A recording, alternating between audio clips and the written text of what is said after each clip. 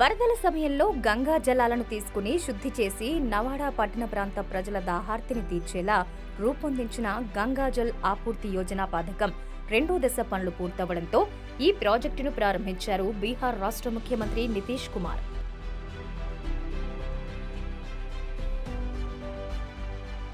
Jal Jeevan machine మరియు హరియాలీ మిషన్లలో భాగంగా నిర్మించిన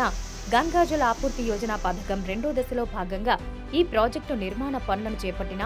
MEIL గిరియాక్ దగ్గర బ్యాలెన్సింగ్ రిజర్వాయర్ నిర్మించడంతో పాటు పౌర గ్రామం దగ్గర రోజుకు 36 మిలియన్ లీటర్ల సామర్థ్యంతో నీటి శుద్ధి కర్మాగారాన్ని నిర్మించి ఇక్కడ శుద్ధి చేసిన నీటిని నవాడా పట్టణంలోని స్టోరేజీ ట్యాంకులకు తీసుకువెళ్లడానికి వీలుగా 34 కిలోమీటర్ల పొడవున పైప్ లైన్ నెట్వర్క్ పనులు సైతం పూర్తి చేసింది.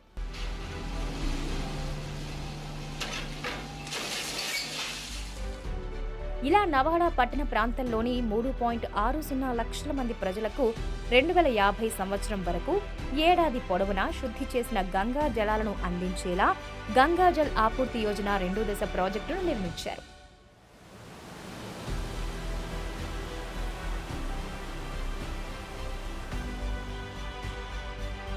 ఇలా గంగాజల్ ఆపూర్తి యోజన మొదటి దశ పనులను 2022లోనే పూర్తి చేసి రాజ్గిర్, గయాలోని ప్రజలకు స్వచ్ఛమైన గంగా జలాలను ఇప్పటికే ఇంటింటికి సరఫరా చేస్తోంది